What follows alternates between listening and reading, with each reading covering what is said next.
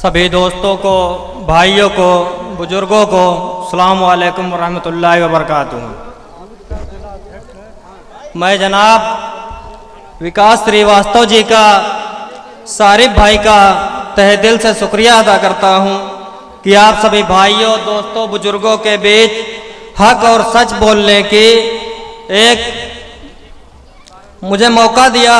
और मैं जनाब असदुद्दीन ओवैसी साहब का भी तहे दिल से शुक्रिया अदा करता हूँ, जो उत्तर प्रदेश में हक और इंसाफ के लिए अपना सब कुछ छोड़कर आपके लिए, आपके बच्चों के मुस्तकबिल के लिए जुल्म और नाइंसाफ़ी के खिलाफ आवाज़ उठाते हैं। हमें भी चाहिए कि ओवैसी साहब के साथ, MIM के साथ, माननीय विकास श्रीवास्तव जी के साथ कंधे से कंधा मिलाकर ओवैसी साहब के लिए एक होकर वोट करें। आपने देखा होगा पार्लियामेंट में जब भी कोई इस्लाम के खिलाफ, मुसलमानों के खिलाफ कोई कानून बनता है, चाहे वो 3 तलाक हो, चाहे वो CA का कानून हो, तो सिर्फ हमारे शेर असद ओवैसी साहब ही बोलते हैं, दूसरा कोई नहीं बोलता। किस लिए नहीं बोलता? इनको डर है कि कहीं ऐसा ना हो इनका वोट बैंक इनसे खिसक जाए, और सोचते हैं कहीं ऐसा ना हो कि ये ओवैसी साहब के साथ रहने से ऐसा ना हो हमारा यादव वोट, हमारा दलित वोट हमसे खिसक जाए। लेकिन हम लोग भी अब होशियार हो चुके हैं, हम भी अपने लिए लड़ेंगे।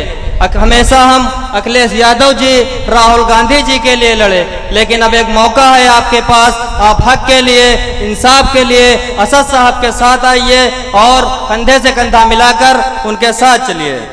मैं एक बात आपको बताना चाहूँगा कि 400 सीट पर लड़कर 18 जीतने वाली बसपा अकेले चुनाव लड़ेगी, 100 सीट पर लड़कर 7 जीतने वाली कांग्रेस।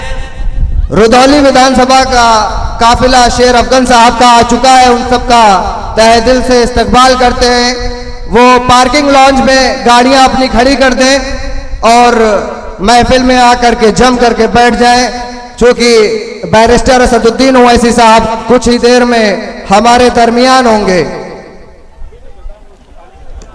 400 सीट पर लड़कर बसपा सिर्फ 18 जीतने वाली अकेले चुनाव लड़ेगी, 100 सीट पर लड़कर 7 जीतने वाली कांग्रेस अकेले चुनाव लड़ेगी, 300 पर लड़कर 45 जीतने वाली जीत सपा सिर्फ छोटे दलों के साथ चुनाव लड़ेगी। पहली बार यूपी चुनाव लड़ रही आम आदमी पार्टी 400 सीट पर लड़ेगी, लेकिन अफसोस की बात यह है कि इनको कोई बीजेपी की बी टीम नहीं बोलता है। शिवसेना भी लड़ रही है, अकाली दल भी लड़ रहा है, आजाद समाज पार्टी भी लड़ रही है, लेकिन कोई इनको बीजेपी की बी टीम बोलने के लिए तैयार नहीं है। इनको जलन ओवैसी साहब से नहीं है, इनको जलन एक दाढ़ी टोपी से है। इनको जलन यह है कि ऐसा ना हो उत्तर प्रदेश में मुसलमानों की क़यादत मजबूत हो जाए, मुसलमान एक प्लेटफॉर्म पे आ जाए और इनका जो वजूद है वो वजूद इनका खत्म हो जाए। क्योंकि अखिलेश यादव जी को भी पता है कि इनको जिताने वाला सिर्फ मुसलमान है, BSP को भी पता है कि इनके साथ रहने वाला, इनको कुर्सी देने वाला सिर्फ मुसलमान है। और ऐसा ना हो कि ये मुसलमान 2022 में MIM के साथ चला जाए और ये ऊंचे से फिर नीचे आ जाए।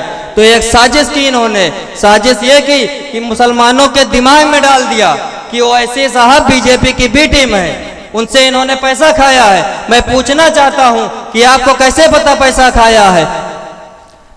आप चाहते हैं कि मुसलमान किसी तरह मजबूत ना हो, आपकी गुलामी करे, लेकिन अब यह नहीं होने वाला है। अब मुसलमान होशियार हो चुका है, मुसलमान जाग चुका है। 3 तलाक पे हमारे ओवैसी साहब बोले, मॉब लिंचिंग पे हमारे ओवैसी साहब बोले, तो हमको भी फर्ज है, हमारा भी हक बनता है कि हम भी ओवैसी साहब के लिए बोले। अच्छा, मेन बात यह है, जब इनसे कहा जाता है कि अच्छा साबित कीजिए कि ओवैसी साहब कैसे बीजेपी की बी टीम है, तो ये सब बोलते हैं कि बिहार देख लो, बिहार में ओवैसी न लड़ते तो शायद तेजस्वी जीत जाते। मैं पूछना चाहता हूं बिहार विधानसभा में कितनी सीटें हैं? तो आज तो नहीं पता इनको। मैं आपको बताता हूं बिहार विधानसभा में 243 सीटें हैं। ओवैसी साहब तो सिर्फ 20 पे लड़े, बाकी की बची 223 सीटें तो तेजस्वी यादव और कांग्रेस का जो महागठबंधन था वो तो 243 पे लड़े थे। अब देखिए दूसरी बात, जीते कितने? 110। तो बाकी की जो 120 सीट बची तेजस्वी यादव उस पर कैसे हार गए? वहां तो हमारे ओवैसी साहब नहीं लड़े थे। अरे इल्जाम लगाना बंद करो, हक की आवाज करो, इंसाफ की बात करो हमेशा।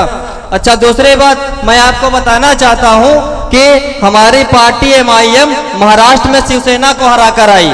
आप उसकी बात नहीं करते, आप फिर बिहार ले आते हैं। हमने कहा हमारी पार्टी गुजरात में जीती, अपना मेयर बनाया, आप उसकी भी बात नहीं करते हैं। हमने कहा ठीक है, कोई बात नहीं। अब आप कहते हैं यूपी में नहीं लड़ना चाहिए ओवैसी साहब को, तो मैं पूछना चाहता हूं क्यों नहीं लड़ना चाहिए? क्या यह हमारा हक और इंसाफ नहीं है? क्या हमको मौका नहीं है कि हम लड़े और मुसलमानों की क़यादत मजबूत करें? ये बताइए आप लोग। आपके साजिश के तहत आपके दिमाग में डाल दिया गया है कि ओवैसी साहब बीजेपी की बी टीम है और आप लोग ओवैसी साहब को वोट ना करें। धन्यवाद।